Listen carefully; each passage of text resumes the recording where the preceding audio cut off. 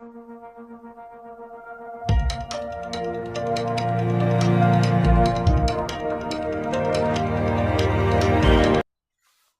Everyone, welcome to the learning loop online educational platform. Dear student, जैसा कि मेरे द्वारा आपको बताया गया था कि हम क्लास 12th जीएसडी के प्रीवियस ईयर के क्वेश्चन पेपर को सॉल्व करने वाले हैं, ठीक है ना। और इसकी एक क्लास कंप्लीट हो गई है। अगर आपने वो नहीं देखी है तो आप सबसे पहले उसको कंप्लीटली देख लें, जिसमें मैंने पूरा पेपर डिस्कस किया था या कंप्लीट पेपर डिस्कस किया था, ठीक है।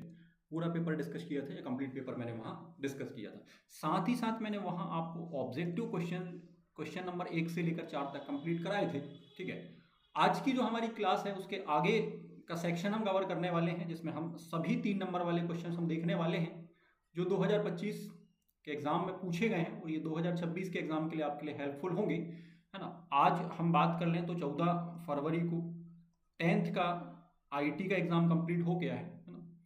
तो मैंने जो पिछले 4 सालों के पेपर सॉल्व करवाए थे, तो आप देखोगे कि वहाँ से बहुत सारे क्वेश्चंस आप देखोगे जो हुए हैं वो रिपीट हुए हैं और बहुत आसान क्वेश्चंस आपसे पूछे गए हैं। तो मैं ऐसी उम्मीद कर रहा हूँ कि हम एक अनुमान या एक गैस वर्क पर अगर चल रहे हो, ठीक है ना, तो 12th में भी ऐसा देखा जा सकता है कि जो प्रीवियस ईयर के क्वेश्चंस हैं, ठीक है, उनको हम बहुत अच्छे से तैयार कर रहे हो, ठीक है। और ऐसी उम्मीद, है ना, हम लेकर चल सकते हैं कि ऐसा हमारे साथ भी हो रहा हो, ठीक है ना। हम केवल इस उम्मीद के सहारे ना चल रहे हो, मैं ये कहना चाह रहा हूँ, पर हम उन क्वेश्चंस को बहुत अच्छे से तैयार कर रहे हो जो पुराने सालों में पूछे गए हैं। तो इससे हमें एक अच्छा फायदा, एक बेनिफिट हमें एग्जाम के अंदर मिल रहा होगा, ठीक है। तो स्टार्ट करते हैं आज की क्लास को, ठीक है। आज की क्लास में हम 2025 में पूछे गए जो 3 नंबर वाले क्वेश्चन है ये डिस्कस करने वाले हैं कि 3 नंबर में आपसे क्या क्या पूछा गया है जीएसडी के अंदर, ठीक है, 12th क्लास में, है ना। तो हम डिस्कस करते हैं। सबसे पहले हम देख लेते हैं 5वें नंबर पर जो क्वेश्चन आपका आता है, जो 3 नंबर का क्वेश्चन होता है, ठीक है। इसके पहले 1 से 4 हम फर्स्ट क्लास में कंप्लीट कर चुके हैं, आपको प्लेलिस्ट में भी मिल जाएगा, ठीक है। और इस वीडियो के डिस्क्रिप्शन में भी मैं लिंक दे दूंगा, तो वहां से आप जाकर वीडियो को कंप्लीटली देख सकते हैं, ठीक है। और अगर आपको क्लास पसंद आती है, आपको अच्छा लगता है, ठीक है, कि आपको चीज़ें बहुत अच्छे से, है ना, टू द पॉइंट मिल रही हैं, तो आप अपने फ्रेंड्स को, बाकी लोगों को भी क्लास को शेयर कर सकते हो, जिससे सभी का फायदा हो रहा हो, ठीक है। वीडियो पर बहुत अच्छा रिस्पॉन्स, लाइक, है ना, कमेंट आ रहे होंगे, तो हम आगे आपके लिए और भी शानदार चीज़ें कोशिश करेंगे कि आगे आने वाले वर्षों में या नेक्स्ट ईयर हम आपके लिए बहुत शानदार चीज़ें हम लेकर आ रहे हो, जिसमें एक शानदार क्वेश्चन बैंक आपके लिए बनाई जा रही हो, ठीक है ना।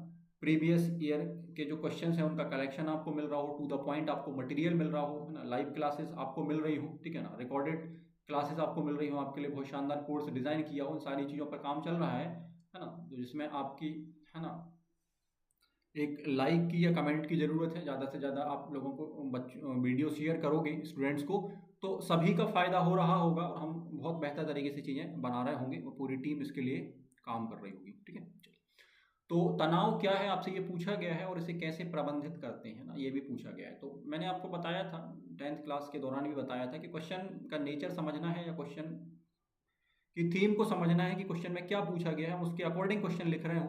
ये सबसे ज़रूरी चीज़ होती है एग्जाम में अच्छे मार्क्स लाने के लिए। क्योंकि अगर आपसे तनाव क्या है ये पूछा है और आप केवल तनाव को बता देते हैं, तो हम कह सकते हैं कि आपको 3 नंबर नहीं मिलेंगे। क्यों? क्योंकि आपने पूरे डायमेंशन को या सारे क्वेश्चन को कवर नहीं किया है। क्वेश्चन में आप देखेंगे तो 2 पार्ट्स में इसको तोड़ सकते हैं। पहली लाइन आपको लिखनी होगी कि तनाव क्या है, और दूसरी लाइन आपको बतानी पड़ेगी कि इसको हम कैसे मैनेज कर सकते हैं, कैसे प्रबंधित कर सकते हैं। दोनों चीज़ों को जब आप लेके चल रहे होंगे तब आप 3 नंबर के लिए यहाँ पर कंप्लीट लिख रहे होंगे। तो साथ में हमें ये अप्रोच लेकर चलना है, ठीक है।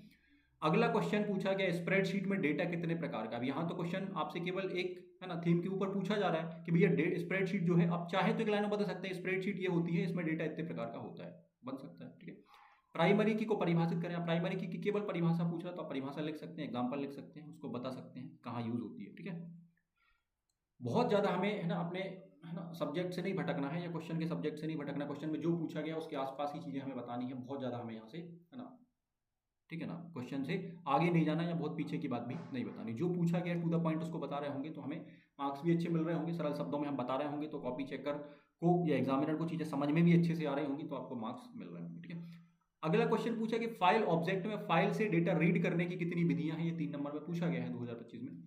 फिर आपसे पूछा गया सक्रिय रूप से सुनने से क्या आशय है। तो ये तीनों क्वेश्चन, जो पांचों क्वेश्चन हैं ना, इनको हम बहुत अच्छे से डिस्कस करने वाले हैं। साथ में आंसर राइटिंग का अप्रोच भी डिस्कस करने वाले हैं, किस तरीके से लिखना है, ठीक है, इसको भी हम डिस्कस करने वाले हैं, ठीक है। तो पहला क्वेश्चन हम देख लेते हैं, तनाव क्या है और इसे कैसे प्रबंधित हम कर सकते हैं, व्हाट इज स्ट्रेस।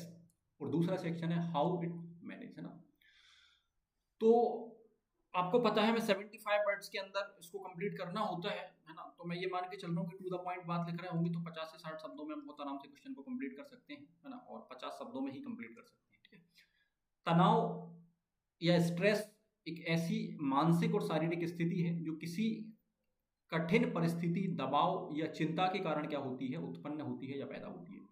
जब व्यक्ति अपनी अपेक्षाओं या समस्याओं को संभाल नहीं पाता या कंट्रोल नहीं कर पाता तो उसे तनाव महसूस होने लगता है। फॉर एग्जाम्पल, आपका एग्जाम है 20 तारीख में, आप एक मोटी सी किताब को लेकर बैठे हुए हैं और आपको लग रहा है कि भैया 4 दिन बचे, 3 दिन बचे, 2 दिन बचे, 1 दिन बचे, मैं रिवीजन भी नहीं कर पा रहा हूँ, चीज़ें भूल रहा हूँ, तैयार नहीं कर पा रहा हूँ। तो आप देखोगे, आप जब चीज़ों को कंट्रोल नहीं कर पा रहे होंगे तो आप तनाव वाली कंडीशन में धीरे धीरे चले जाओगे या टेंशन में चले जाओगे, ठीक है।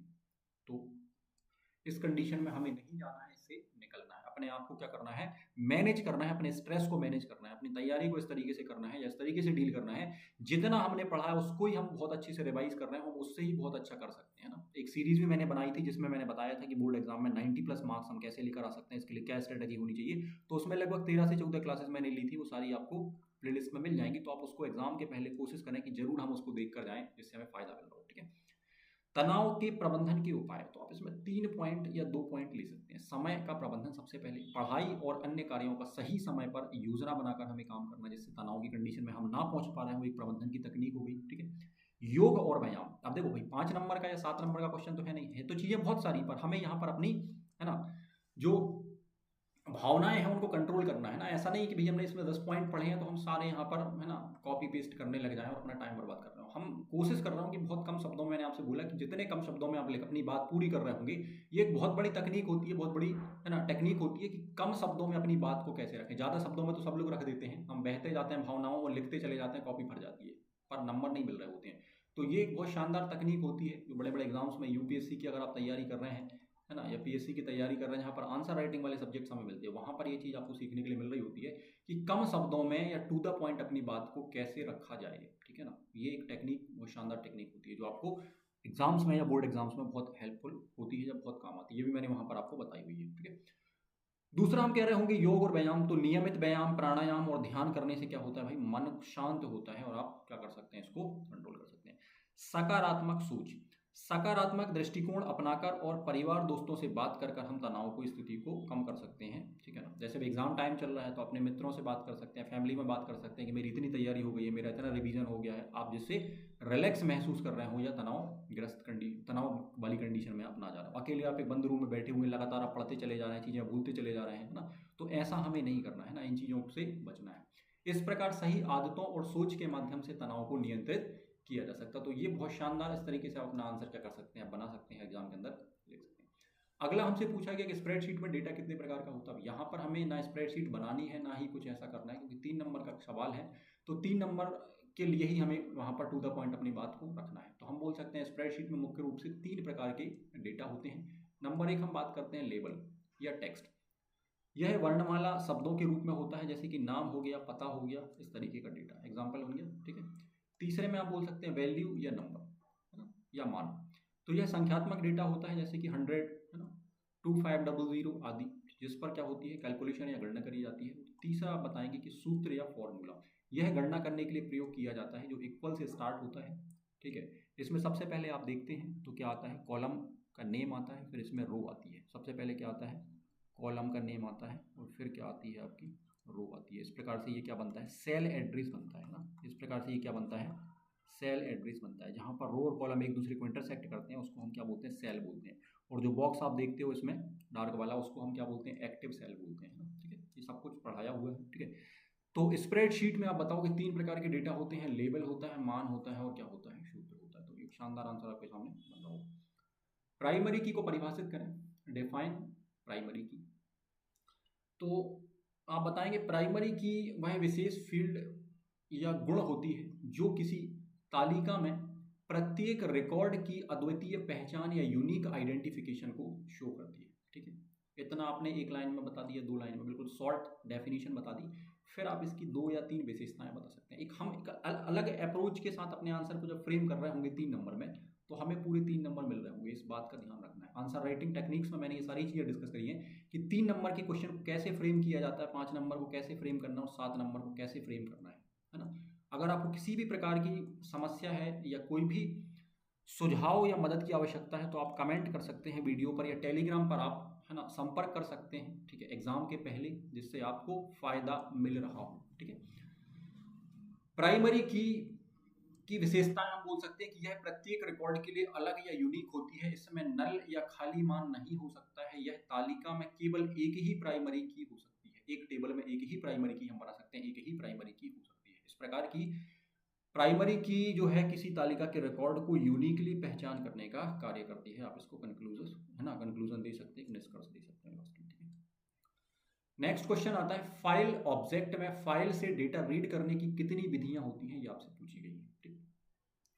तो फाइल ऑब्जेक्ट में फाइल से डेटा को रीड करने की मुख्य रूप से 3 विधियां होती हैं, आप बताएंगे। सबसे पहले होता है रीड, है ना, रीड फंक्शन, ठीक है। तो आप बोलेंगे यह पूरी फाइल या निर्धारित अक्षरों या कैरेक्टर्स को एक साथ पढ़ता है, ठीक है। फिर होता है रीड लाइन, यह फाइल की एक एक पंक्ति या लाइन को पढ़ता है। फिर आप बोलेंगे रीड लाइंस, है ना, यह फाइल की सभी पंक्तियों को सूची या लिस्ट के रूप में क्या करता है, पढ़ता है। लास्ट में हम कह रहे होंगे एक लाइन में कि अतः फाइल ऑब्जेक्ट में डेटा रीड करने की प्रमुख विधियां ये होती है ना, ये होती है और ये होती है, ठीक है। एक कंक्लूजन हम यहाँ पर दे रहे होंगे, एक लाइन में इंट्रोडक्शन, मैंने आपको बताया था 3 नंबर में, एक लाइन में इंट्रोडक्शन, एक लाइन में कंक्लूजन, और बीच में हम 2 से 3 पॉइंट अगर बन पा रहे हैं तो वो दे रहे होंगे, तो सफिशिएंट होगा 3 नंबर के लिए, या पूरे 3 नंबर हम यहाँ से निकाल सकते हैं, ठीक है। अगला क्वेश्चन और लास्ट क्वेश्चन हमारा 3 नंबर वाला जो पूछा गया था 9th नंबर पर, कि सक्रिय रूप से सुनने से आपका क्या आशय है, ठीक है। इसको हम एक्टिव लिसनिंग बोलते हैं। आपका फर्स्ट चैप्टर आपको मिलता है रोजगार कौशल में, जिसके अंतर्गत ये क्वेश्चन आपका बनता है, ठीक। सक्रिय रूप से सुनना या एक्टिव लिसनिंग वह प्रक्रिया है जिसमें श्रोता पूरी एकाग्रता, ध्यान और रुचि के साथ जो बोलने वाला होता है या वक्ता होता है उसकी बात को समझने का प्रयास करता है। इसमें केवल सुनना ही नहीं बल्कि बात को समझना, प्रतिक्रिया देना और उचित उत्तर देना भी क्या होता है, इसके अंतर्गत शामिल होता है। ये हमने एक परिभाषा बता दी और 1 से 2 पॉइंट बता देंगे कि सक्रिय रूप से सुनने की ये विशेषताएं हैं, ठीक है। इतना भी सफिशियंट होता है, पर आप थोड़ा सा देखोगे कि 75 वर्ड्स के लिए या 3 नंबर के लिए ना सफिशियंट नहीं लगता, और एक पैराग्राफ आप लिखते हो जिसको पढ़ने में भी थोड़ी सी क्या होती है, समस्या होती है ना। तो टू द पॉइंट, या तो हम पॉइंट्स में 4 से 5 पॉइंट लिख रहे हो, है ना, या 1-2 लाइन की हम परिभाषा लिखकर 2 या 3 पॉइंट लिख रहे हो। इस तरीके से अलग अलग मैंने बहुत सारे फॉर्मेट आपको बताए हुए हैं जो 3 नंबर के लिए सफिशिएंट बैठते हैं। हमें देखना होता है कि क्वेश्चन किस तरीके का है, उसको कैसे फ्रेम करना है, कैसे लिखना है, ये एग्जाम में हमें डिसाइड करना होता है कुछ सेकंड्स के अंदर कि हम इसको कैसे फ्रेम करने वाले हैं, कैसे लिखने वाले हैं, है ना, जिससे बाकी लोगों से हमारा आंसर बहुत प्रभावी या बहुत अलग दिख रहा हो।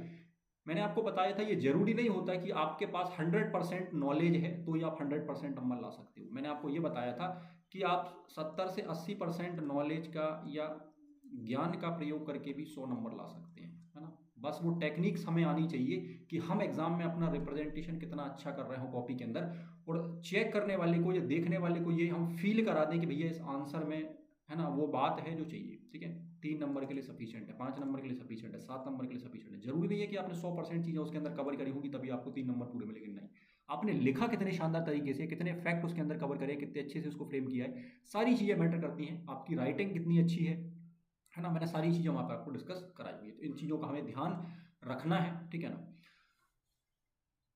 क्योंकि ये चीज़ें जीवन में आगे भी आपको काम आएंगी। आज आप 12th क्लास में हैं, आप कल के दिन कॉलेज का एग्जाम लिख रहे होंगे, आप इंजीनियरिंग कॉलेज में होंगे, उसका एग्जाम लिख रहे होंगे आप, है ना, कंपटीशन एग्जाम में डिस्क्रिप्टिव एग्जाम होते हैं उनको आप लिख रहे होंगे, तो हर समय ये चीज़ हमें काम आती है। आंसर राइटिंग का अप्रोच हर समय काम आता है, जो बहुत इंपॉर्टेंट होता है, ठीक है।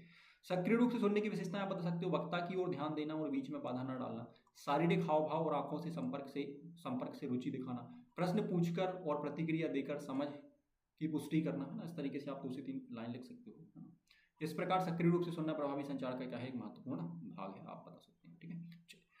तो उम्मीद है जो 3 नंबर वाले क्वेश्चन हैं आपको ठीक तरीके से समझ में आए होंगे। जैसा कि मैंने अभी बताया था, किसी भी प्रकार की हेल्प के लिए या किसी भी प्रकार के डाउट के लिए आप संपर्क कर सकते हैं। वीडियो के नीचे आप कमेंट कर सकते हैं या क्लास के नीचे आप कमेंट कर सकते हैं। सोशल मीडिया पर टेलीग्राम या व्हाट्सअप हमने 2 माध्यम उपलब्ध कराए हुए हैं। तीसरा माध्यम कॉल या ऑफिस के जो नंबर्स हैं इन पर आप संपर्क कर सकते हैं किसी भी प्रकार